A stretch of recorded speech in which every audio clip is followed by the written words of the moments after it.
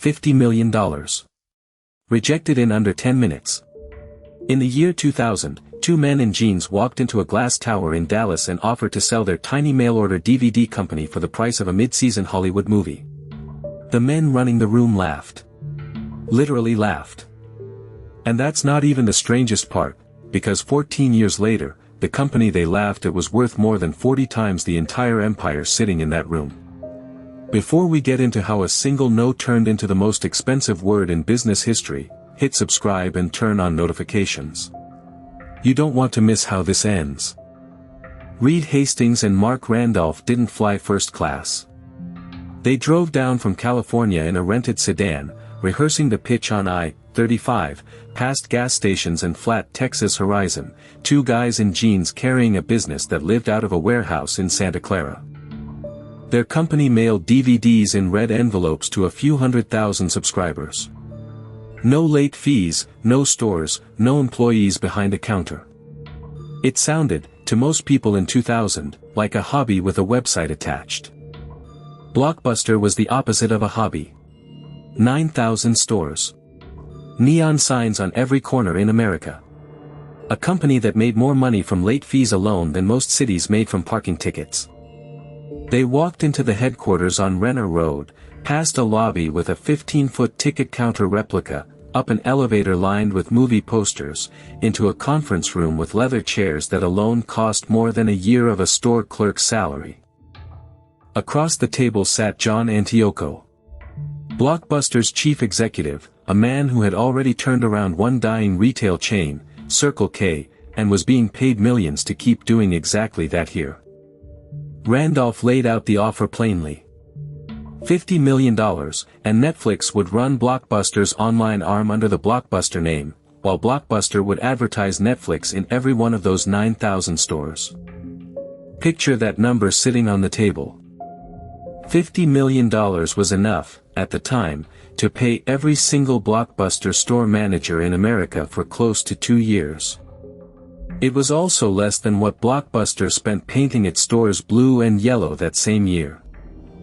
Antioco leaned back in his chair. The kind of chair worth more than a store clerk's monthly paycheck.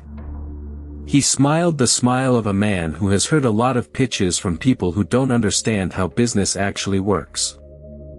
And what he said next would echo through business schools for the next 2 decades. A sentence that felt, in that room, like common sense, and would end up costing his company almost $6 billion.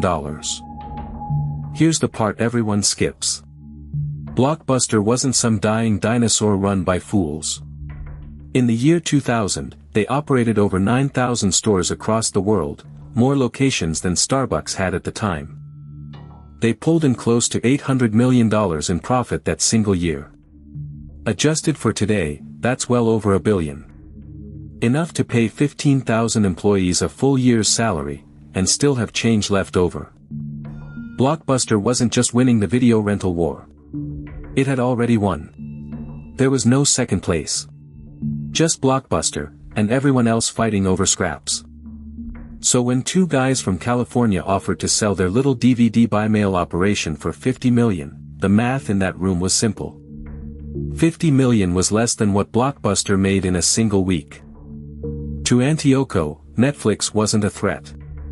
It was a rounding error. And rounding errors don't usually get board approval for an acquisition. So, was saying no actually stupid? By every number sitting on that table in the year 2000. No.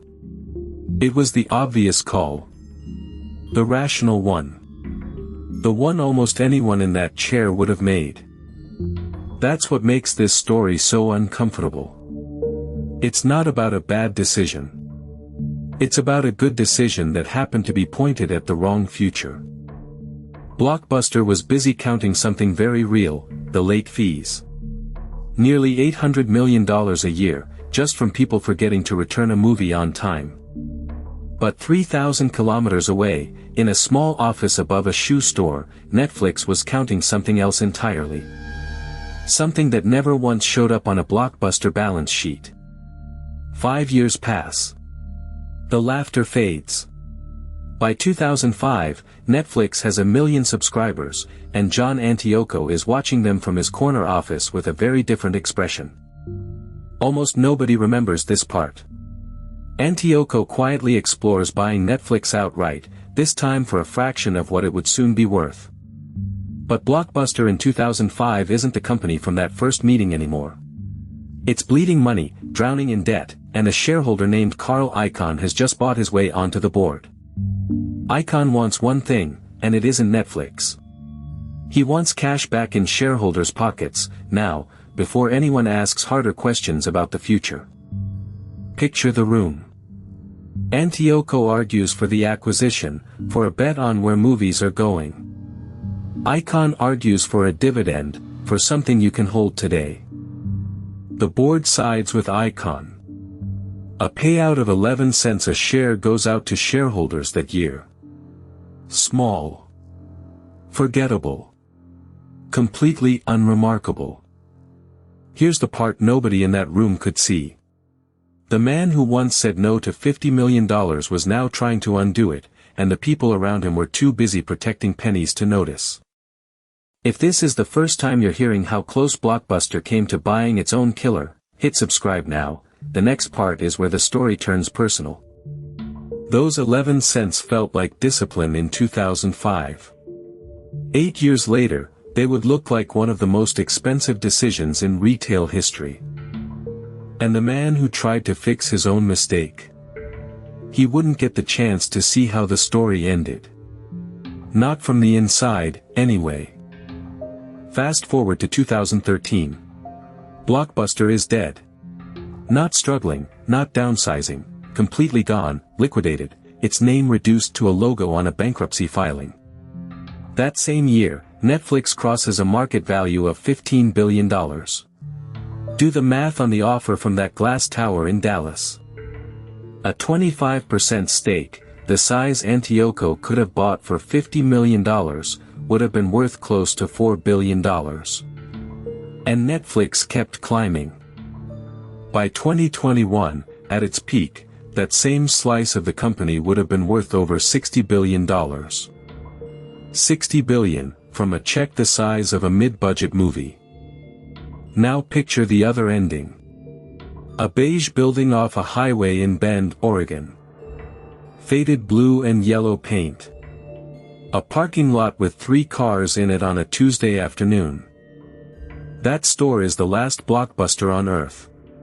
9,000 locations became one gift shop selling nostalgia t-shirts to tourists who remember what a late fee felt like. Here's the part that should sting, but doesn't have to. Nobody in that Dallas boardroom was foolish. They ran the numbers they had, on the world as it existed that day. The problem was never the math. It was the blind spot.